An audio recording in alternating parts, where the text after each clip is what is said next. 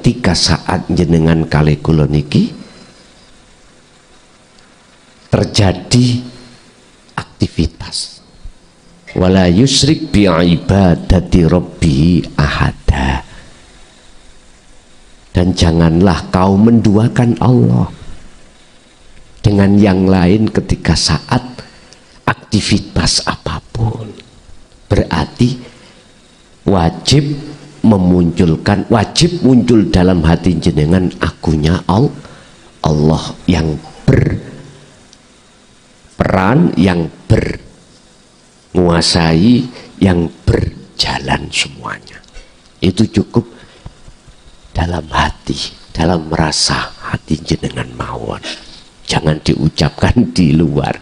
Nek diucapkan di luar, jadinya banyak orang yang salah paham. Aku Allah sing sholat, aku Allah yang makan, aku Allah yang lah. Niki kan jadi fitnah Pak nggih, bagi mereka yang gak paham. Tapi tidak akan menjadi fitnah bagi mereka yang paham. Mesti mengatakan ya kuwi sing bener, hadza al-haq, ini yang benar.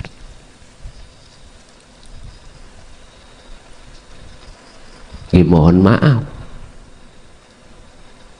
ini miturut pandang hakikat, bukan pandang syariat. Kalau pandang syariat berbahasa aku yang sholat, aku yang melakukan, tapi hati sampean marjeknya, kembalinya akunya Allah. Sopo sing mangani aku, sopo sing ngombe aku, sopo sing sholat aku, son awakmu sing ngaji mang iya, tapi hati jenengan kembalinya kepada sesuatu yang tidak bisa kita sebut tadi, yang disebut Allah umpama disebut. Ya inilah penegasan innani anallah la ilaha illa ana fa'budni wa aqimis shalah lidzikri. Fa'budni, oleh sebab itu nyembah sira menyang aku. Artinya apa? Ketaatan ati sampean iki selalu memunculkan akunya Allah. Wa aqimis shalah, tegakkan semua aktivitas apapun itu, termasuk sholat.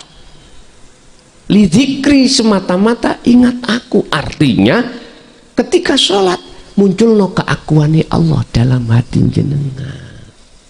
Makanya lidzikri, semata-mata untuk ingat padaku. Itu kesadaran dalam hati kita bahwasanya bukan kita yang melakukan, makhluk. Kesadaran bagi diri kita bahwasanya bukan aku makhluk yang melakukan, tapi aku Allah. Itu loh lidzikri maksudnya di situ. Urusan suka dan suka, urusan setuju atau tidak setuju bukan urusan saya, Pak. Saya cuman menyampaikan inilah minhu nadhirum mubin. Saya cuma menyampaikan atau memperingatkan aja. Inilah peringatan yang jelas. Tentang apa? Fafiru ilallah. Untuk lekas kembali kepada Allah. Artinya kembali, sadarlah kalau semuanya itu yang melakukan adalah Allah. Bapak Ibu hadirin jamaah rahimakumullah, kesimpulannya kita dihadapkan Allah 24 jam ini berbagai macam aktivitas. Jangan kau beda-bedakan aktivitas itu. Jangan. Ikuti arus. Jasadmu diperlakukan Allah ibadah mahdhuf atau ghairu mahdhuf, murni atau tidak murni, yang terpenting pegang. Inni wajjahtu wajhiya, apa? Pengakuan keakuannya Allah, atau dalam arti harus bertemu Allah di situ. Makanya Allah dawuh dalam satu ayat, Muhammad wadhkur isma rabbika bukratan wa asila.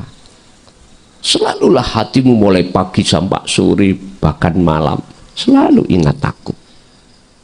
Sebab apa? Sebab wa nahnu aqrabu ilaihi bin hablil warid.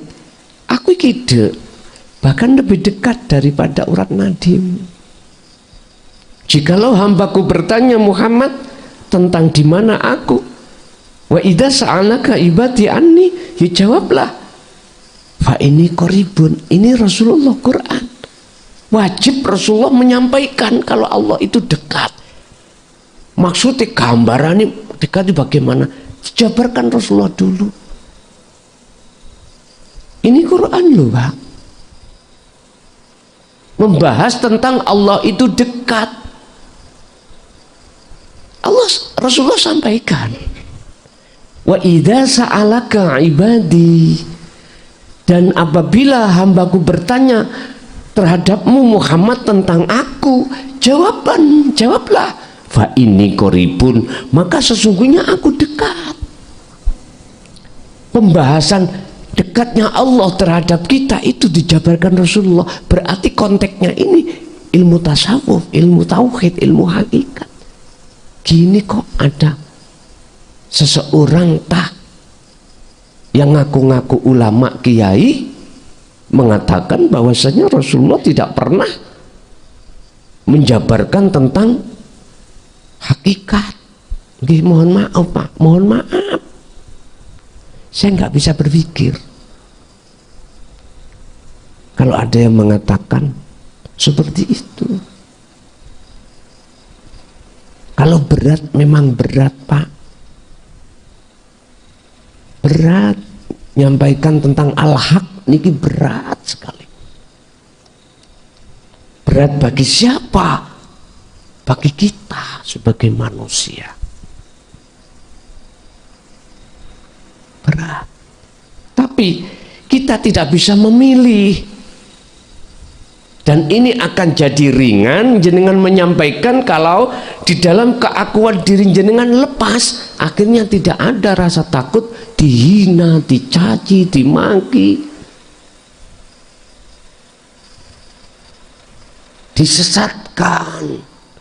Jenengan nggak ada rasa takut, khawatir, atau sudah lepas loh ya. Bagaimana jenengan ada rasa gelisah, rasa khawatir? Lawang jenengan keakuan jenengan sudah tidak ada. Masa sih Gusti Allah khawatir?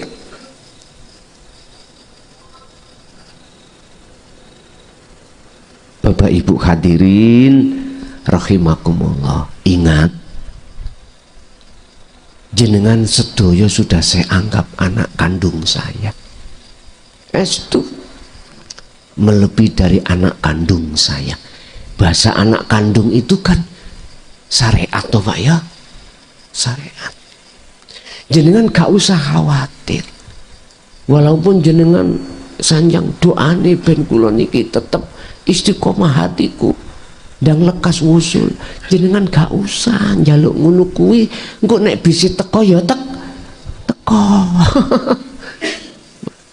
Secara habluminana saya terhadap jenengan jangan khawatir, jenengan pasti.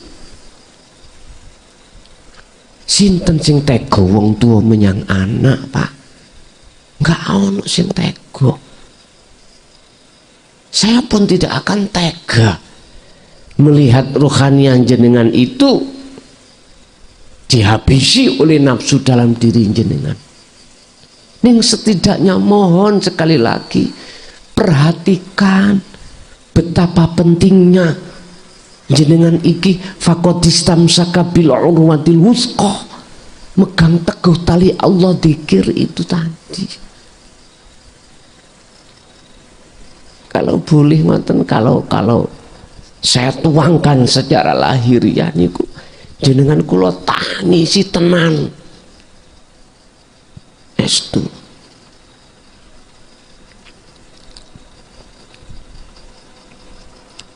Sampai Rasulullah itu apa Pak? Mengedepankan kepentingan umat di atas kepentingan keluarganya. Estu. Saya belajar untuk mencoba mengikuti apa yang telah diteladankan Rasulullah. Apalagi untuk tahun depan ini Pak. Tahun ini 2024 ini.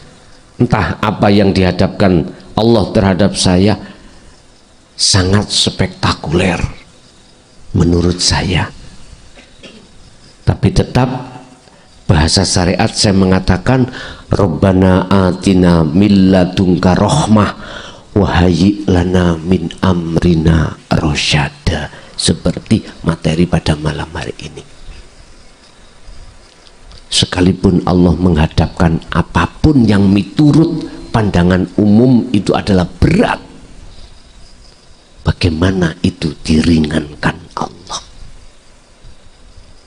sehingga ketika berlakunya fa'buduh madepe rohaniah ati menyang Allah itu estu saged istiqomah, saged napa konsekuensi. Hanya itu.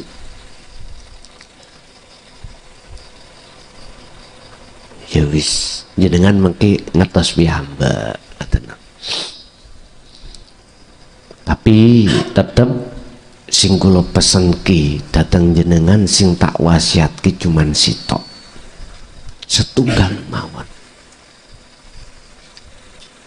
Ojo sampai luput sangka dikir jenengan. Kemarin jenengan sudah takat 15 hari tidak boleh bertemu, menghubungi yang enggak boleh, dan lain sebagainya, supaya jenengan ben ra kaget. Barangkali suatu saat bis kula niku sampun dugi, bis kuntul niku lho Pak, bis kuntul. Bapak Ibu hadirin jamaah rahimakumullah, mungkin itu apa yang bisa kami sampaikan sebagai penguat hati jenengan ketika saat berlabuh di lautan tauhid ini. Estu biar estu ruhaniah jenengan iki semakin ke depan, semakin lama kemakrifatan terhadap Allah semakin bertambah. Dan ini juga akan diteruskan oleh keluarga kita, anak putu kita ila yaumil kiamah. Nggih, ngoten mawon, tetep kula paringi wekdal untuk bertanya. Dalu niki paling kata 5 pertanyaan, 5 personil. Urusan bertanya berapa, yang penting 5 orang. Wong wedok kali, wong jaler tiang kakung 3. Monggo. Laturi.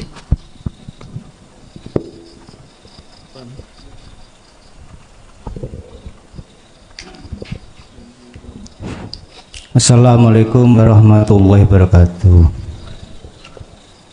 Nyuwun sewu Gus badhe nderek tanglet nggih menika nyuwun dipun pahamaken masalah nika masalah sunatullah nika pemahamanipun kados pundi ngoten.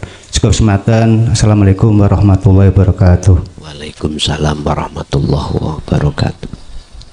Sunatullah iku hukum seperti hukum keadatan, hukum yang tidak boleh tidak. Sunatullah. Contoh, jenengan iki umpomo bahasa syariat, sholat pengen diterima ya kudu ninggalno hadas kecil dan hadas besar, ninggalno hadas cilik dan hadas gede, hadas kecil dan besar. Ini sesuatu yang tidak bisa ditawar, harus dilakukan. Pandangan syariat, pandangan hakikat. Sunatullah iki coron jenengan luwe ya kudu mangan.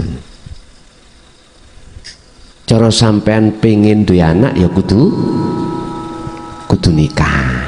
Iku termasuk sunatullah.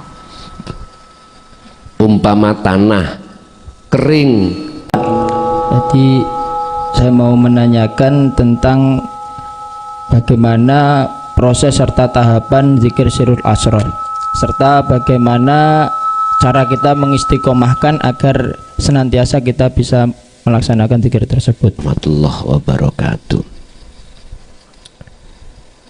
Niku saged lewat napas, saged lewat aktivitas ngeten niki, saged lewat apapun media terserah jenengan. Artinya apa? Ngeten Pak. Kalau para masyayikh dulu itu kebanyakan lewat napas, biar tidak diketahui orang lain.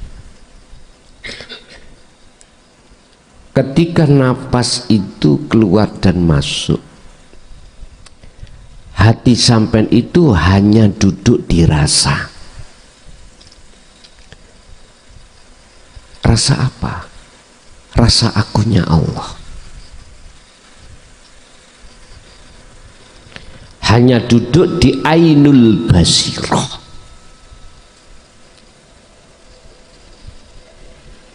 Bertemu. Akhirnya hakul basirah menyatakan akunya Allah.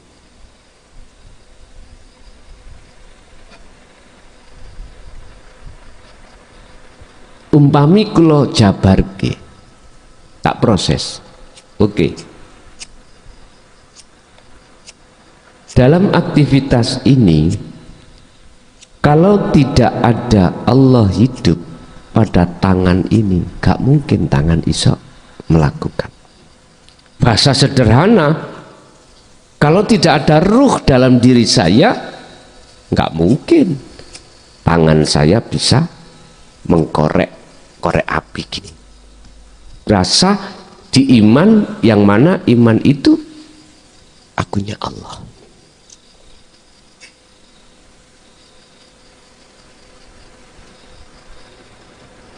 Lah terus kira-kira apa nggak ada dampak efek secara dohir itu nanti akan jadi rusak aturan dohir? Gak usah dipikir. Memang ya.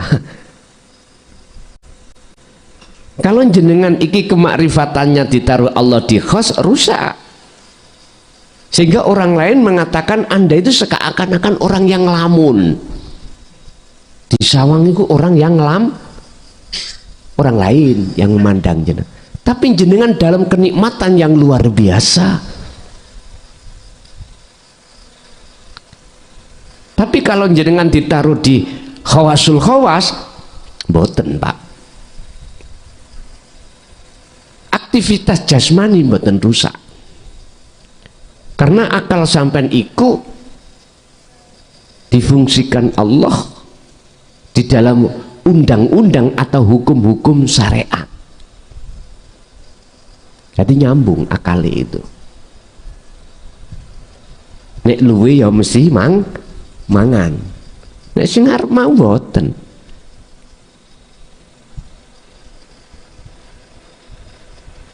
Kadang-kadang mereka tatkala diletakkan khos itu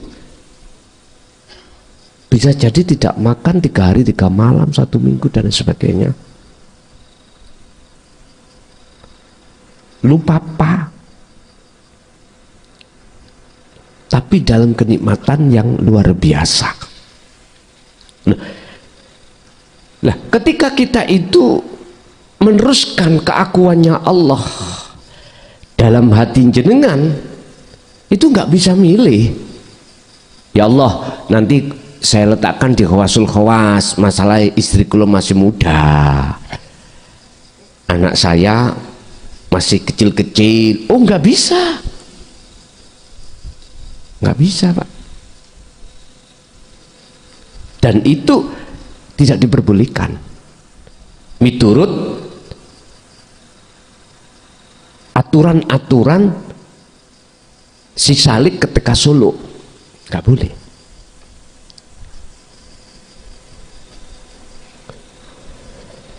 Kalau bahasa Kanjeng Nabi itu biar itu selalu dan selalu koneksi hati dengan Allah. Tadi saya katakan Muhammad wadhkur isma rabbika, sebutlah dengan nama Tuhanmu bukrata wa asila, mulai pagi sampai sore.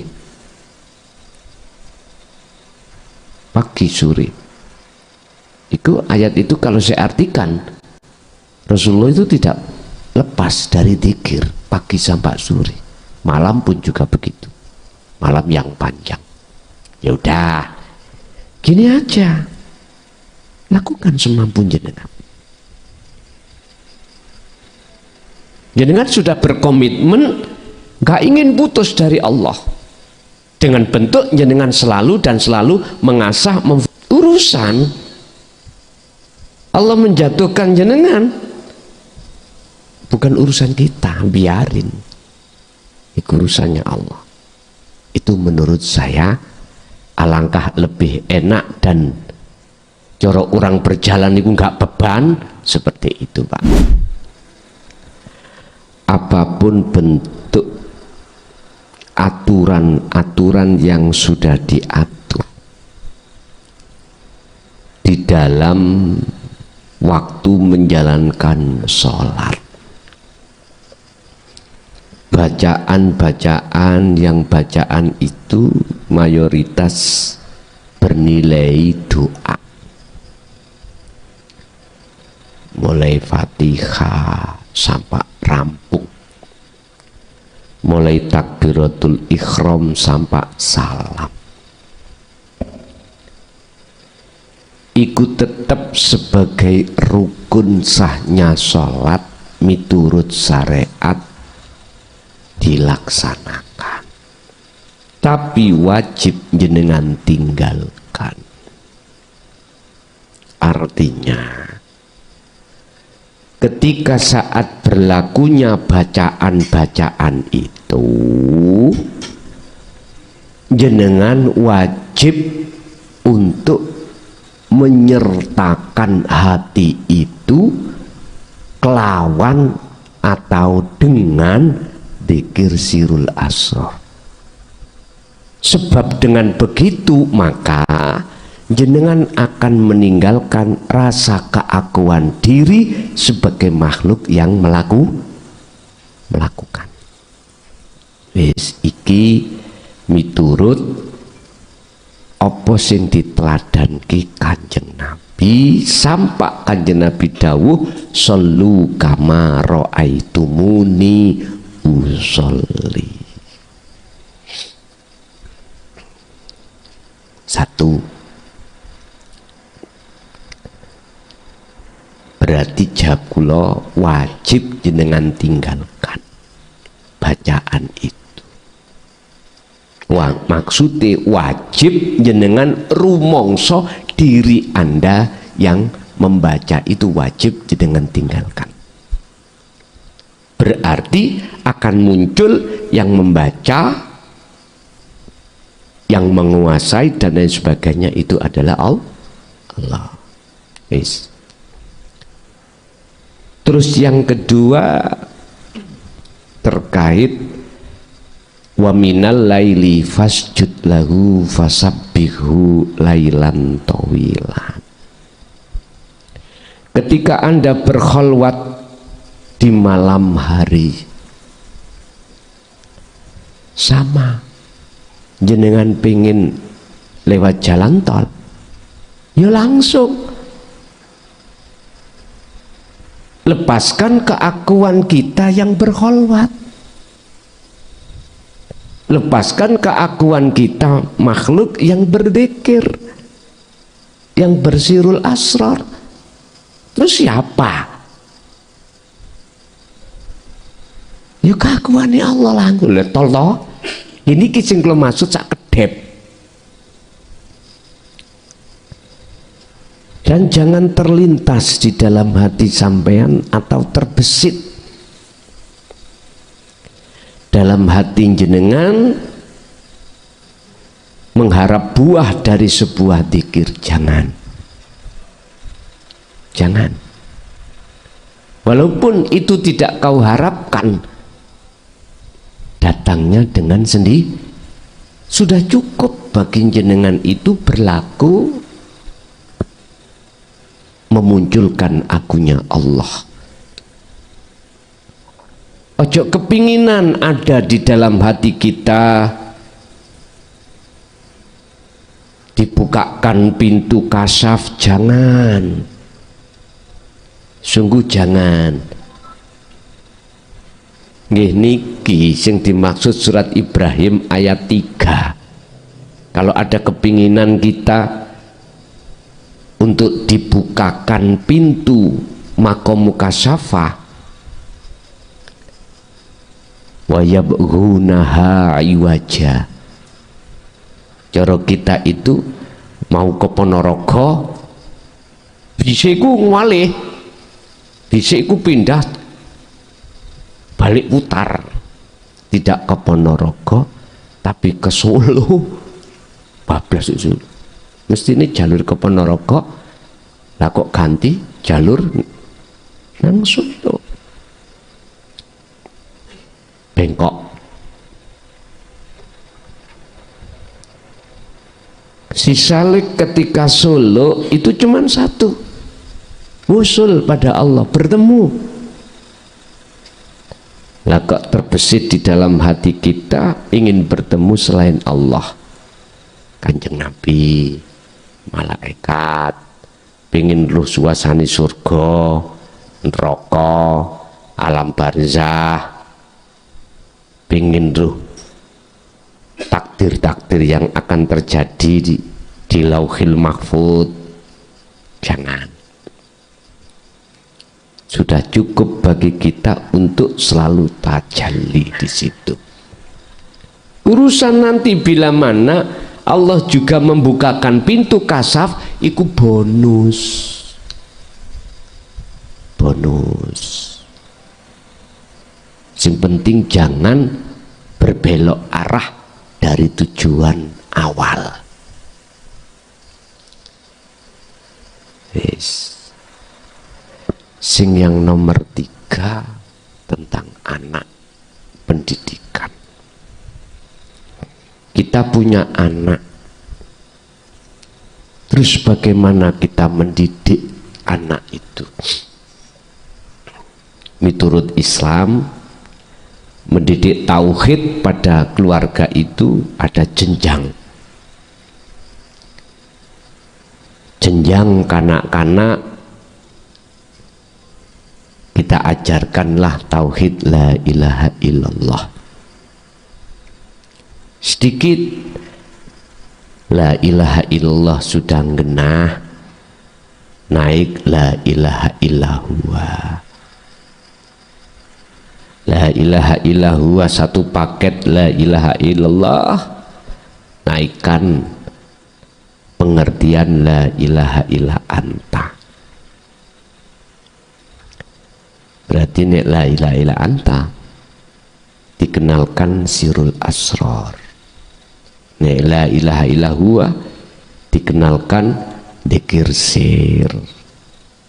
La ilaha illa huwa, la ilaha illallah dikenalkan dzikir jahar. Nanti terakhir dikenalkan la ilaha illa anta, illa ana. Itu nanti muncul dengan sendirinya. Tajalli nanti. Ini proses-proses jenjang pendidikan tauhid. Lah, kalau sudah melihat keluarga kita wis tuwek-tuwek, langsung aja anta ke anak. Anta ke anak. Coro jalan pintas. Urusan masalah syariat tipis atau setengah tipis atau kandel wis gak menjadi ukuran. Kenalkan bagaimana proses dianta iku. Kalau Allah dekat iku jabarkan. Lalu perintahkan untuk selalu merasakan atau mengimani segala hal apapun yang timbul dan muncul itu semua karenanya, karena jenengan anta dekat. Nanti dengan sendirinya akan wis umur 50 swidak wis arep game lho Pak ya. Cara bahasa akal kan jenengan kali kula umur 50 swidak kan mendekati game. Logika lho ya, logika. Ya wis sinten sing pun merasa umur 50 munggah.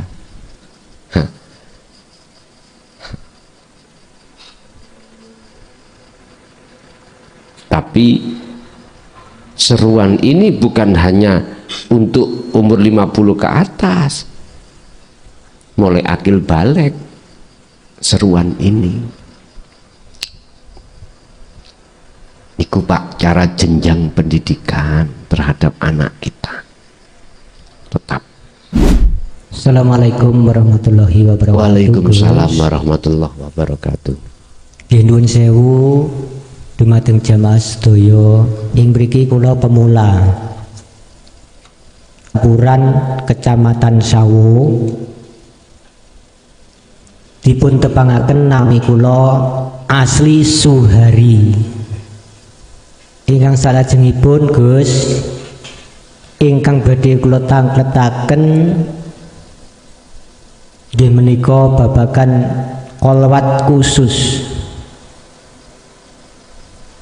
Kula niku beat nggih saking YouTube ingkang salajeng ngetrapaken utawi nindakake kolwat khusus niku nggih saking YouTube. Dene ingkang salajengipun kang kula tangkletaken sepisan menika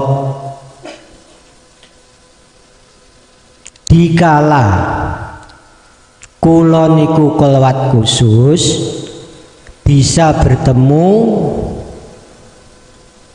itu saya benar-benar lemes. Itu yang pertama. Kemudian yang kedua, kolwat khusus saya itu betul yang dikatakan kalih jenengan bahwasanya kita itu tidak ada, yang pada akhirnya kolwat yang kedua itu ya hilang. Akhirnya saya bingung.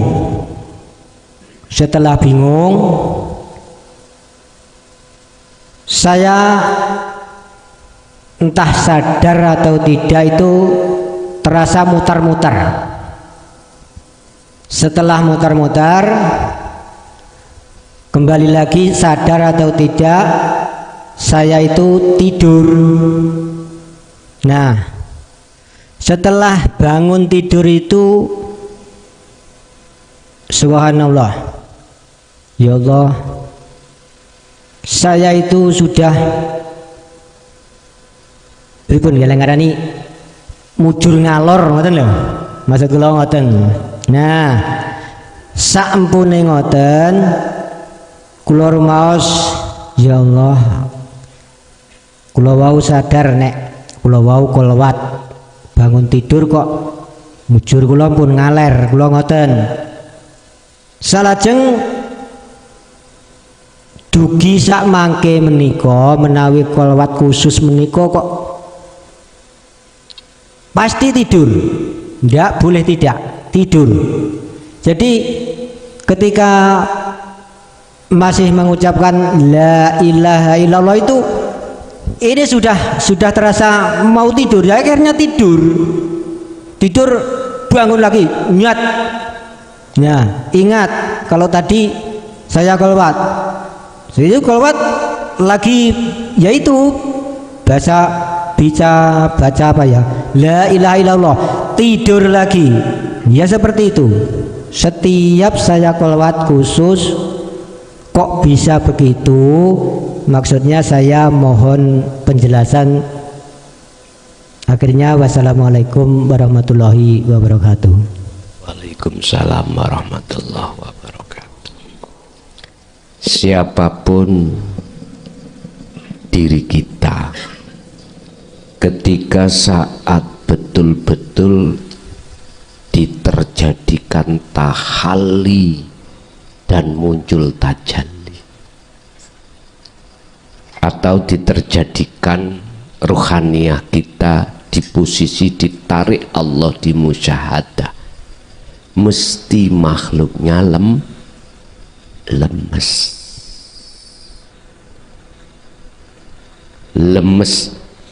Maksudnya lemes, nggak punya daya upah.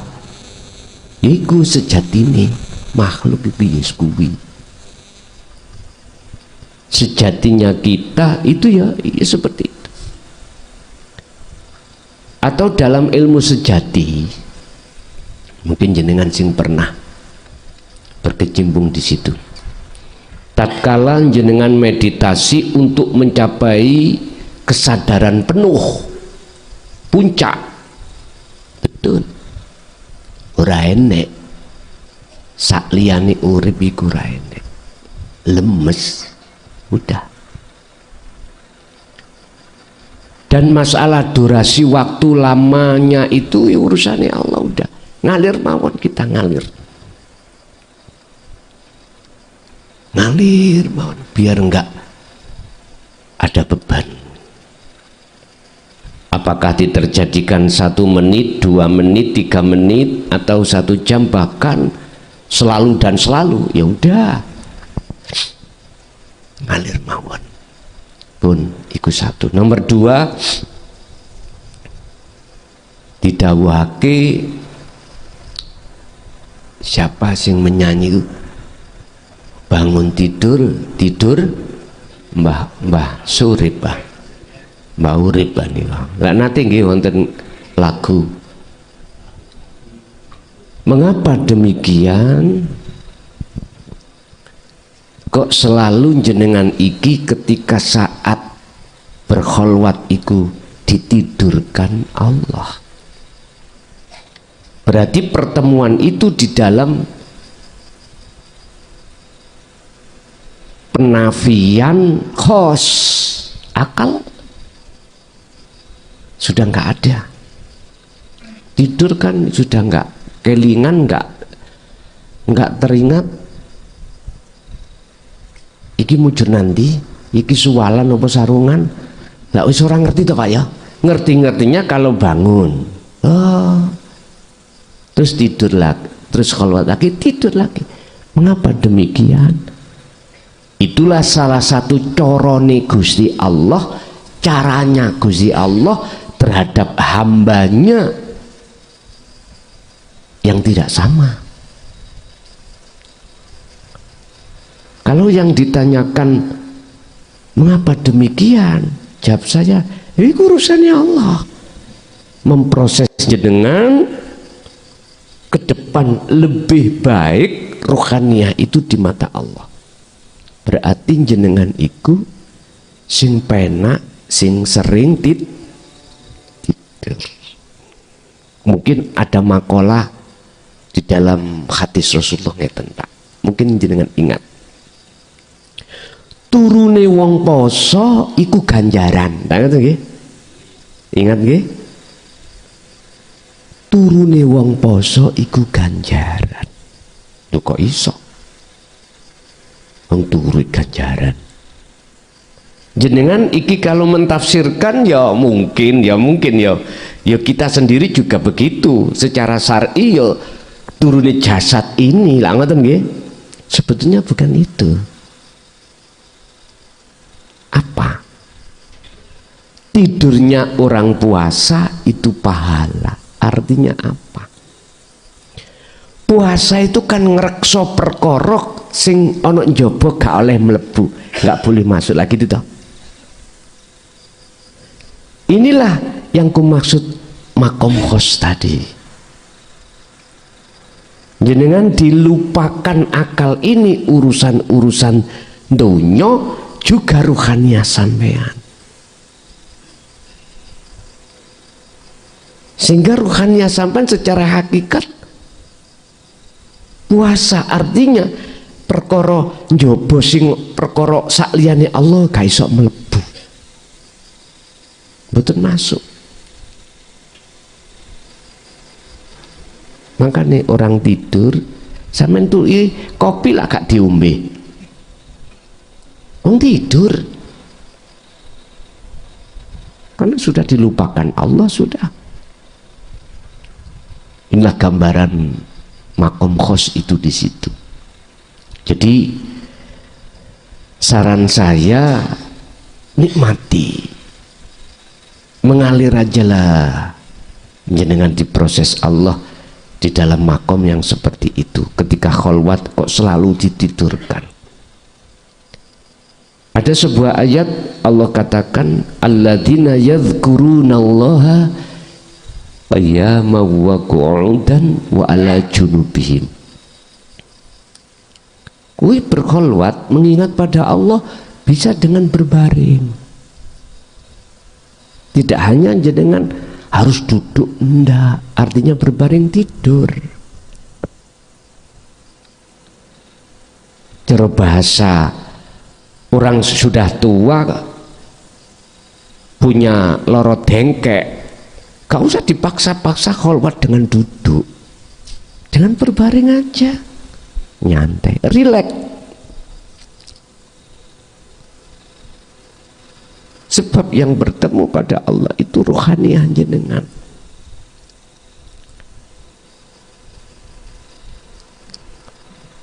Begitulah semestinya kita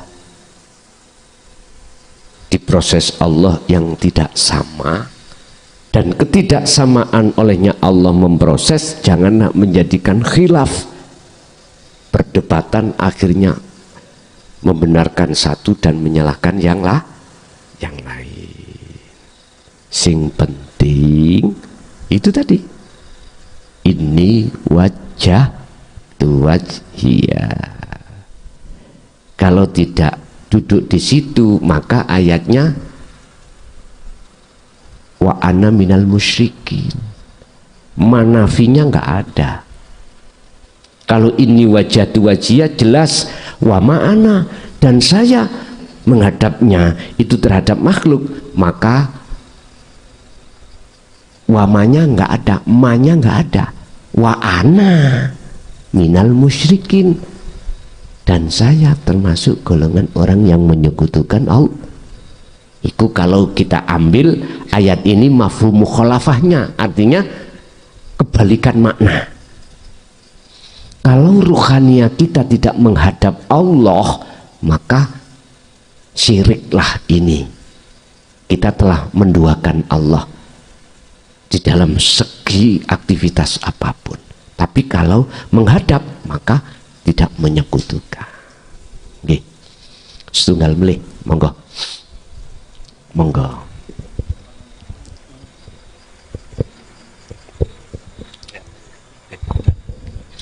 Bismillahirrahmanirrahim. Assalamualaikum. Dalam asma sairin, insya Allah pun nderek napa niku baiat lewat YouTube. Rencang kula Pak Sudirman Pak saking Mojokerto. Insya Allah pun setahun kepengker. Niku ingkang kula badhe tangkletaken nggih menika niku kula ke lek wayah konsentrasi ngoten niku malah mboten saged eling. Dapat pencerahan niku malah kadang-kadang wonten WC. Ngoten niku pripun nggih? Kula kadang-kadang mendapat pencerahan, oh iya baik ngoten malah wonten tempat sing boten suci secara syariat. Terus nggih Pak ingkang nomor kalipun ingkang kula badhe tangkletaken ilmu laduni menika punapa ngoten mawon. Assalamualaikum warahmatullahi wabarakatuh. Waalaikumsalam warahmatullahi wabarakatuh. Banyak cara menuju Roma. Kalau urusan kerohanian itu tidak memandang jasmani, itu di mana dan bagaimana, tidak. Segala hal tempat dan keadaan. Allah bisa untuk membuka hidayah hati seseorang menuju kepahaman Allah. Itu cara Allah sendiri. Berarti jenengan diproses Allah untuk bertemu pada Allah untuk tidak jalan konsentrasi, untuk jalan rileks secara umum. Urusan di WC di mata Allah tidak ada masalah. Tapi nek iki sampean tarik nang gone syariat gak oleh juru jeding kok. Lah ngoten nggih. Wis, saya ingatkan urusan bertemu Allah itu bukae ati nang Allah iku urusane Allah. Innallaha la yanduru ila suwarikum. Sebab Allah tidak melihat status dohir. Walakinallaha yanduru fi qulubikum. Allah ndelok ning ati. Makanya kalau boleh saya mengkanter dari makalah yang mengatakan jangan pisan-pisan sekali-kali kau belajar ilmu hakikat kalau syariatmu belum tebal. Mohon maaf ya, bukan perkaranya saya menyalahkan makalah itu, enggak, aku lu kurang tidak sepaham. Artinya apa? Kalau urusan ruhaniyah ke Allah itu tidak melihat jenengan secara fisik iki harus syariate wah, enggak. Secara fisik jenengan iki hukum syariate menguasai segala hal apapun, tidak Pak. Makanya setiap Ramadan ya, Ramadan kan saya katakan, jikalau hatimu ruhaniyahmu mau silem atau tenggelam di bahru tauhid, maka ketika saat jenengan secara jasmania awakmu iku syariatmu kau wandel ngalimmu luar biasa, delen sik ngalimmu, rumangsa ngalimmu delen. Nek kuwi sugih delen rumangsa sugihmu. Nek kuwi dadi wong duwe jabatan pejabat, rumangsa dadi duwe jabatan delen. Nek gak kau letakkan, gak mlebu ngelmu iki. Temen gak mlebu.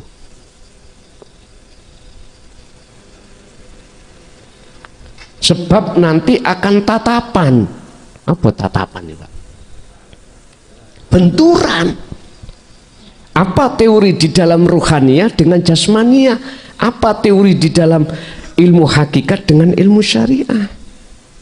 Benturannya di mana? Gini, ilmu syariah itu memandang yang melakukan Anda karena memakai ainul basyariyah, mata dohir. Nyatanya sing ngaji awakmu nu klason lho, ngene lho. Nyatanya yang melakukan saya sing sugih, saya teko hasil usaha keringatku dewi, sing alim nyatanya saya. Itu teori secara syariah itu ngarahnya di situ. Karena apa? Karena ainul basyirah, pandangan ruhaniyah mata hati kita itu tertutup, nggak bisa memandang yang sebenarnya. Siapa yang sebenarnya yang memiliki, siapa sebenarnya yang berperan, nggak bisa karena mandangnya dohir, mandangnya makhluk. Tapi kalau sistem di hakikat yang dibuat memandang bukan jasmani mata tapi rohani mata, siapa akhirnya arahnya ke yang hak. Loh, ini yang ku maksud benturan di situ. Mungkin jenengan pernah mendengarkan atau melihat film Sunan Kalijogo dengan Siti Jenar. entah iki rekayasa atau tidak, wallahu a'lam. Gini masalah kula nate ningali ketika saat Raden Said Sunan Kalijogo golek Siti Jenar, jawab Siti Jenar bagaimana? Nggak ada, yang ada Allah. Nah, ngerti nggih? Itu kalimat yang muncul dari Siti Jenar. Oh ya wis, aku golek Allah. Jawabannya apa? Nggak ada Allah, yang ada Siti Jenar. Tak golekane karo. Nah, ini kan untuk mengkanter. Kalau aku yakin film itu rekayasa, aku yakin ada nilai-nilai atau muatan-muatan politik. Supaya apa? Umat Islam khususnya, umumnya umat manusia, biar tidak belajar ilmu hakikat. Dendeni. Ada yang ngeden-ngedeni, nakut-nakuti, gendeng lu wak mungkuk, ngono.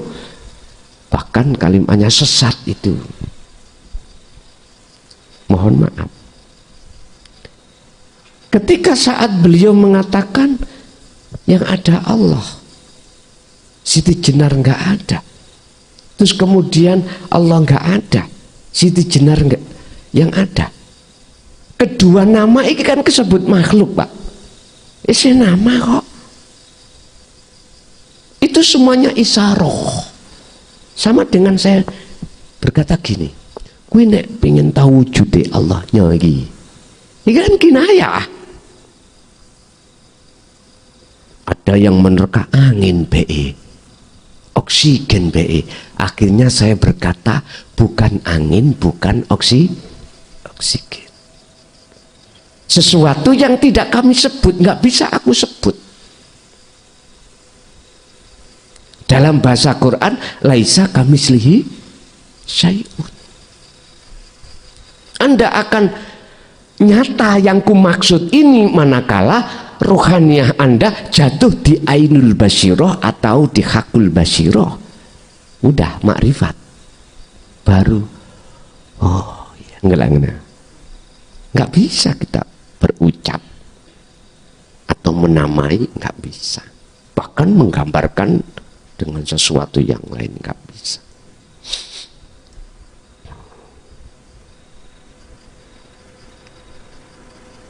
Apa mang pitakoni lali aku? Dereng gula sing kedua ya. Sing pertama tadi WC. Jadi nggak ada masalah, Pak. Ikut cara Allah untuk bertemu terhadap jenengan. Mangkana yarju liqa Allah fa inna ajalallah la'at. Siapa hambaku yang ingin bertemu aku, maka aku berjanji, Allah berjanji dalam waktu yang sudah kutentukan pertemuan itulah. Pertemuan ini isok ning WC. WC Allah badan. Kalau kita mengacu pada surat Al-Baqarah ayat 115, walillahil masyriq wal maghrib fa aynama tuwallu fa thamma wajhullah.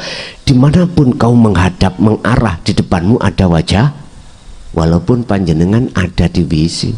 Nah, wes iku urusannya Allah. Nek syariat kita mikir syariat nggak boleh, lah ngoten nggih. Wis ketemu Allah nggone jember-jember kok. Nggone elek lek ngono. Iku nggone setan. Lah ngoten nggih. Sampai ada penuntun jalan doa mau mlebu WC harus kaki kiri sambil berdoa. Apa doanya? Jauhkan Allah ya Allah dari godaan nafsu, di situ setan. Khobais itu perkara-perkara sing reget. Nah, kalau di WC nggak ada Allah, mohon maaf, iso opo? Ini tergantung lah. Ini pandangan hakikat loh. Nek pandangan syariat ya memang nggak boleh, Pak ya. Gusti Allah selalu ada di masjid. Kok hati sampean iku mau muncul keyakinan hanya Allah yang berlaku, ya iku laduni. Makanya diisyaratkan ketika saat makom kita dulu, mengapa ilmu laduni ada kaitannya dengan Nabi Khidir. Jukon golei metui Nabi Khidir.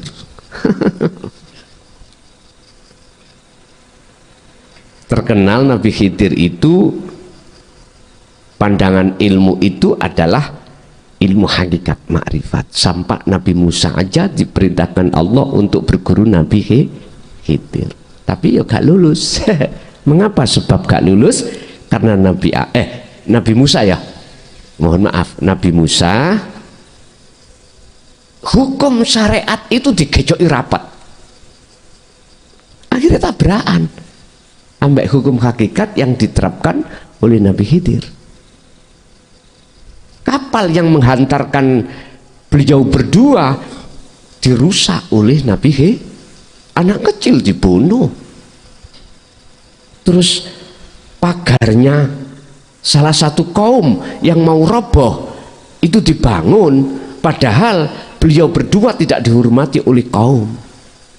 Iku ilmu syariat nolak. Merusak kapal salah karena memandang makhluk. Mateni anak kecil salah karena memandang makhluk hidire. Terus membangun menegakkan pagar, wong kaum iku cuek nanggone beliau berdua. Jarene Nabi Musa,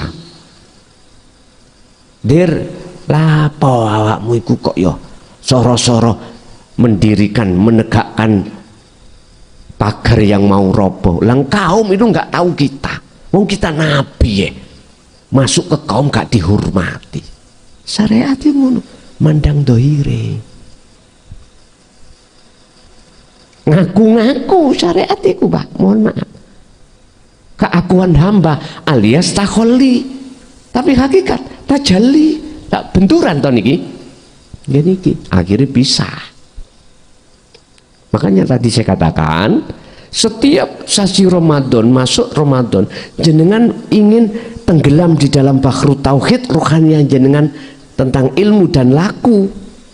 Sing sugih lepasen sugihmu, sing rumangsa pangkat lepasen, sing rumangsa alim ilmu apa wae lepasen.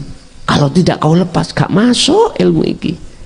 Kedadatan nafsu dalam diri kita ngaku-ngaku tadi, Pak. Akhirnya apa? Apa yang kusampaikan mesti takoi sanate piye? Ilmune glepotan. Mocone Quran gak jangkep. Udah.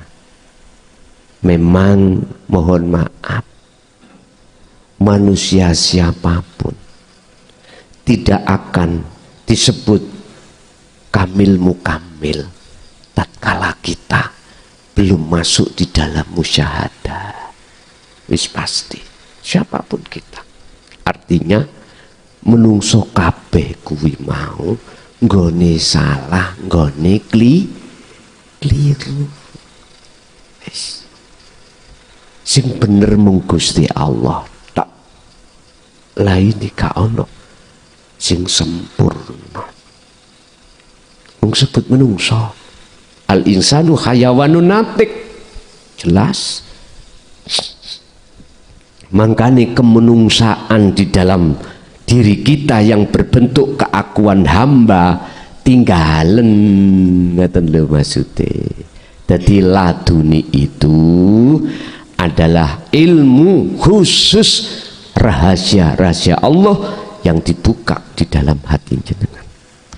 Niku laduni.